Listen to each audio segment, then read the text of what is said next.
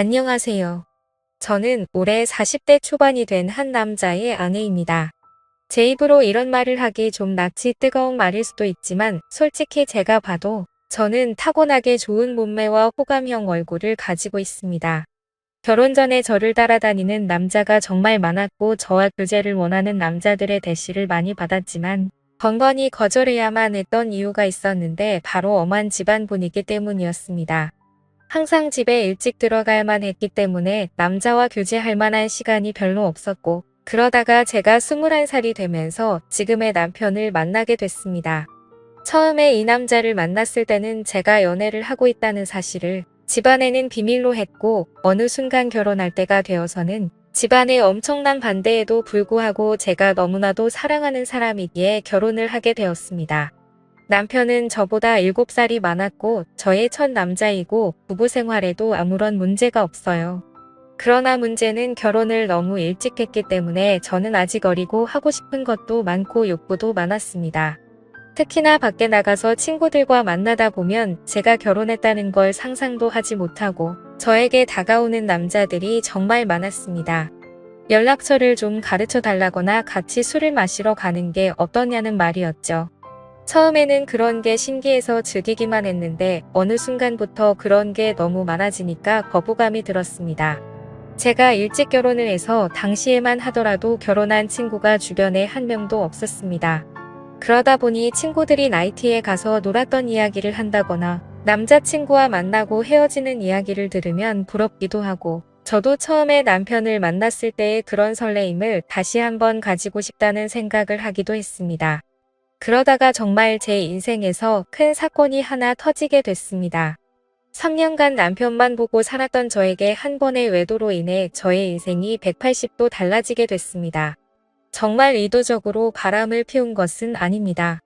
저는 실수라고 말하고 싶지만 어느 순간에는 저도 제 자신을 주체하지 못하고 있더라고요. 제가 20대 초반이었을 때 그때까지만 해도 저는 다른 남자를 만난다는 것은 범죄라고 생각했고 인간으로서 쓰레기 같은 행동이라고 생각했습니다. 그날도 여느 때와 다름없이 퇴근하는 남편을 위해 요리를 하고 있었어요. 현관문 열리는 소리에 남편을 맞이하러 달려나가니 울상을 짚고 들어와 한숨을 쉬는 남편에게 놀라서 물어봤습니다. 자기야, 무슨 일 있어? 아, 속상해. 오늘 휴대폰을 잃어버렸지. 뭐야? 그 휴대폰은 산지 얼마 안 됐고 할부도 아직 많이 남아있는 상태였습니다. 저는 아쉽지만 그냥 잊어버리라고 얼마나 정신없게 일했으면 휴대폰을 다 잃어버리냐고 남편의 엉덩이를 토략거려주고 다시 하나 더 사면 된다고 위로했습니다. 그런데 문제는 그 다음날에 남편 번호로 저에게 전화가 왔어요. 여보세요, 저희 가게에 핸드폰 맡기고 가신 가족분 되시나요? 네, 누구시죠? 어제 가게에 방문한 손님이 휴대폰을 맡기고 술을 20만 원치 먹었는데 계산도 안 하고 휴대폰을 찾아가지도 않으셔서요. 여기 저장된 번호로 연락해봤어요. 저는 처음에 그 말을 듣고 남편을 의심했지만 그럴 리가 없다고 생각했기 때문에 알아보니까 누군가 휴대폰을 주워서 가게에 맡기고 외상으로 술을 먹은 것이었습니다. 가게 주인은 휴대폰을 찾아가려면 술값을 가지고 술집으로 오라는 말을 했습니다. 돈은 아깝지만 그래도 남편이 알면 좋아할 거라는 생각으로 약속한 시간에 맞춰 택시를 타고 술집을 찾아갔습니다. 그때 시간이 오후 5시 정도였는데 제가 갔을 때 그곳은 이제 막 가게를 오픈하고 있었어요. 문 앞에 주인으로 보이는 젊은 남자가 있었습니다. 휴대폰 찾으러 왔다고 말하자 가게에 있다며 지하 2층인 술집으로 저를 데리고 갔습니다. 휴대폰을 확인하자 남편 것이 맞았는데 20만 원을 주기에는 너무 아까웠습니다. 솔직히 저희 남편이 잘못한 게 아니고 이걸로 술 먹은 다른 남자가 잘못한 건데 왜 그 돈을 제가 물어줘야 되나 싶더라고요. 그러다 문득 그 남자의 외모를 살펴봤습니다. 머리카락은 굉장히 길었고 통이 큰 바지를 입었으며 자기 사이즈보다 적어도 몇 개는 더 커 보이는 와이셔츠를 입어서 그런지 꼭 무슨 힙합하는 청년처럼 생겼더라고요. 걷는 걸음걸이도 껄렁하고 팔에는 문신이 보였는데 깔끔한 정장만 입고 다니는 제 남편과는 정반대의 자유로운 느낌이 많이 풍기는 오빠였습니다. 생긴 것만 보면 제가 좋아하는 얼굴상으로 제법 잘생겼지만 옥 씹는 게 영 마음에 들지 않았습니다. 저도 제가 왜 그랬는지 모르지만 갑자기 그 남자에게 한 가지 제안을 하게 되었습니다. 여기 혹시 관심 있으면 술값 20만 원치만큼 오늘 그쪽이랑 같이 시간 보내줄 수 있는데 어때요? 솔직히 이건 정말 어처구니 없는 제안이었습니다. 말하는 동시에 저는 얼굴이 빨갛게 달아올랐거든요. 그 남자는 놀라는 듯 하다가 갑자기 술집 문을 걸어 닫으면서 저에게 다가왔습니다. 그 남자는 저에게 묻더군요. 그 말 진심이에요. 정말 하고 싶어요. 저는 20만 원이라는 금액이 아까운 것도 아까운 것이지만 그 남자에 대한 호기심이 더 컸던 것 같습니다. 그래서 그냥 한 번쯤 해보는 건 어떨까 하는 생각이 들었던 것이죠. 저는 다시 한 번 말했습니다. 진심이에요. 대신에 오늘 일은 확실하게 비밀로 해줘야 해요. 그리고 오늘 딱 한 번만이에요. 그렇게 그 남자와 갑작스럽게 가게 안에서 일을 치른 후에 휴대폰을 돌려받고 집으로 돌아왔습니다. 이것이 제 첫 외도의 시작이었습니다. 이왕 외도를 할 거면 좀 로맨틱하게 했어야 되는데 너무 난장판이었다는 생각이 들더군요. 그날 밤 이후로 술집 주인은 저에게 가끔 연락을 해왔지만 저는 연락을 받지 않았습니다. 막상 해보니까 그다지 좋지도 않았고 오히려 다른 걸 더 느껴보고 싶다는 생각이 들었기 때문입니다.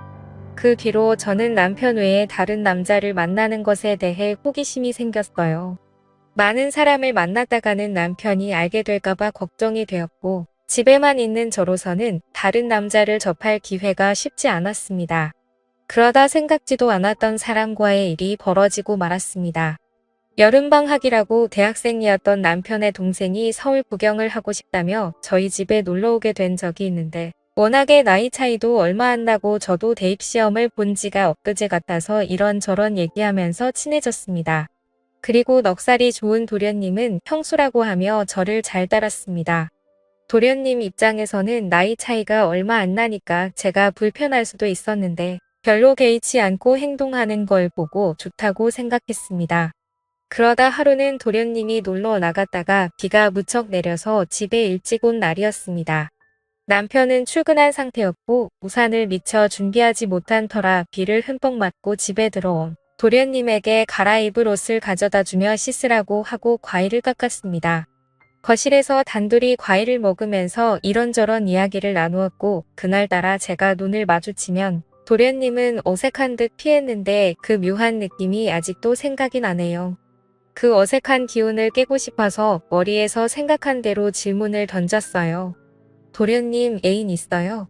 지금은 없는데 형수님 같은 예쁜 여자 있으면 당장 애인하고 싶죠. 소개해 주실래요?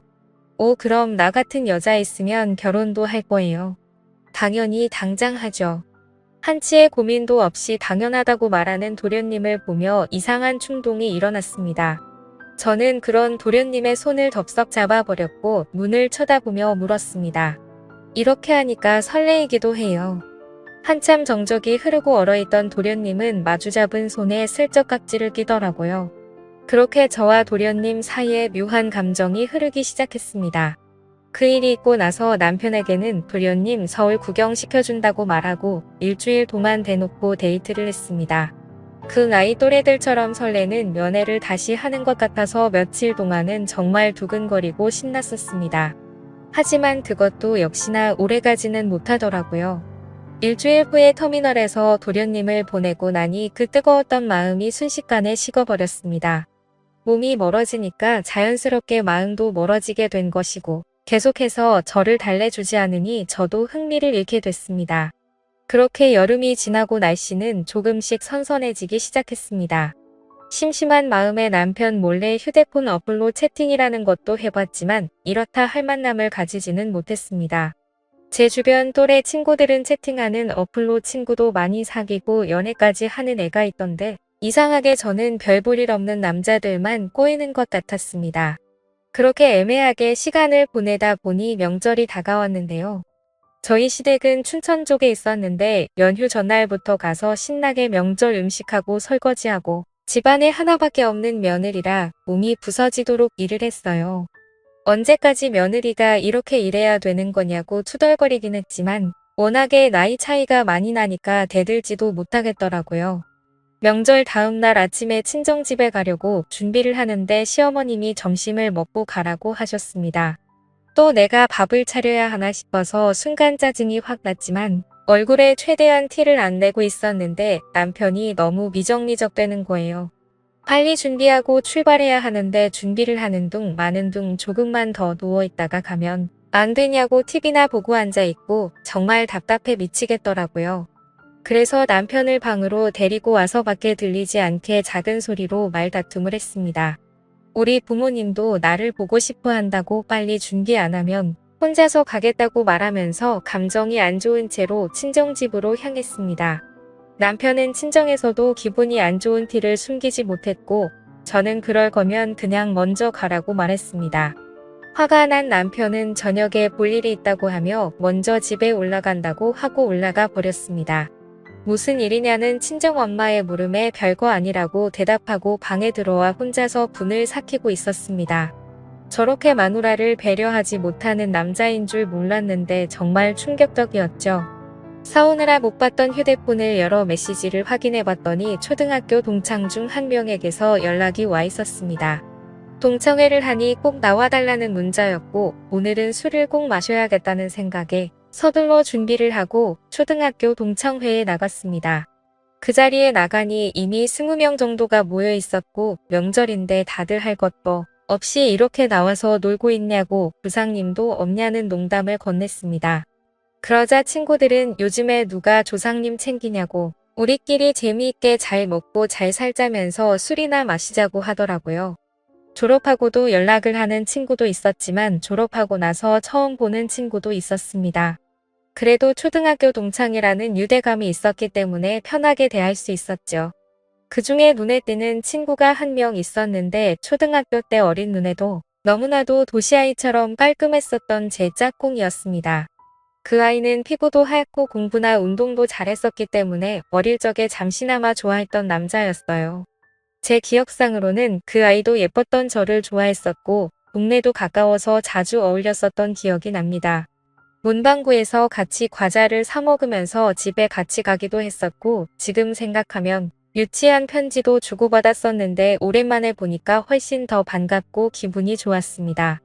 그 친구는 6학년 때 전학 가서 그 이후로는 처음 봤고 멀리서 봐도 어릴 적 그 모습이 상당히 많이 남아있어서 그때 설레임이 새록새록 기억났습니다. 저는 반가워하며 그 친구 가까이 가서 말을 걸었어요. 어머 건우야 어떻게 연락 한 번을 안 했어? 안 그래도 너 결혼했다는 말 들었는데 연락을 못 하겠더라. 그 친구와 계속해서 대화를 하면 할수록 저는 그에게 점점 빠져버리고 말았습니다. 제가 아마 결혼을 하지 않았다면 꼭 이런 남자와 연애를 했을 것 같다는 생각이 들 정도로 마음에 드는 친구였거든요. 이 친구랑 따로 나가서 술을 마시고 싶고 오늘 반반이라도 짧게나마 설레는 감정을 느끼고 싶었지만 저는 결혼한 여자였고 그 아이가 저를 나쁜 여자로 볼까봐 신경이 쓰였어요. 술자리가 끝나갈 때쯤 애들은 하나 둘씩 빠져나가기 시작했습니다. 저 역시 집에 가야 할 때가 왔어요. 제가 인사를 하고 나오자 그 남자도 따라 나왔고 택시를 잡으러 같이 걷기 시작했습니다. 슬며시 제 손을 잡아오는 그 남자를 쳐다보니 저를 보며 웃고 있더라고요. 오늘은 완전히 끝나버린 줄 알았던 설레는 감정이 다시 살아나기 시작했고 그렇게 손을 잡은 채로 저희는 한동안 말 없이 걸었습니다. 우린 서로 끌어안다시피 해서 길을 걸었어요. 택시를 타면 금방 헤어질 것 같아 너무 아쉬워서 걸어서 집까지 갔습니다. 오랫동안 걷다가 도착한 저희 집 현관 앞에서 저를 물끄러미 쳐다보더니 제 볼에 뽀뽀를 하고는 부끄러운 듯 급하게 인사하며 뛰어갔습니다. 남편하고도 안 좋은 상황에서 그를 만난 건 정말 사막의 오아시스를 찾은 기분이었어요. 그 뒤로 저희는 동종 따로 만났고 제가 서울로 올라가서도 계속 연인으로 지냈습니다. 그러다 2년쯤 지났을 때 그 아이도 장가를 가게 되었고 그렇게 저희 둘의 만남은 끝이 나는 줄 알았습니다. 저도 중간중간에 다른 남자도 몇 번 만나봤고요. 하지만 정말 사랑이라 느낀 건 그 남자가 유일했던 것 같습니다. 저희는 결국 재회를 했고 40이 넘는 지금까지도 몰래 사랑을 하면서 만나고 있습니다. 저의 두 번째 서방님이고 이제 더 이상의 다른 사랑은 원치 않고 두 남자만 바라보며 살아보려 합니다. 너무 어린 나이에 결혼을 한 게 문제인 걸까요? 저도 가끔씩 제가 왜 이러는지 모르겠지만 도저히 빠져나올 수가 없습니다. 솔직히 말하면 왜 빠져나와야 하는지 잘 모르겠습니다. 이렇게 어리고 아름다운 나이에 기억에 남는 연애도 못 해보고 결혼해서 답답하게 살다가 갈 바에는 이렇게 사랑을 즐기며 사는 게 더 남는 장사가 아니냐는 생각이 듭니다. 둘 중에 어떤 남자를 선택하고 싶지는 않아요. 상처 주는 여자가 되기는 싫거든요. 그냥 이렇게 두 남자를 바라보면서 사는 것도 충분히 가능해서 이렇게 살아가려고 하는데 무슨 큰 문제라도 되는 건 아니겠죠. 제 마음속에는 방이 두 개이기 때문입니다. 지금까지 읽어주신 모든 분들 감사합니다. 구독과 좋아요 알림 설정 눌러주시고 재밌는 사연 또 들으러 와주세요. 그럼 모두들 행복한 하루 보내세요.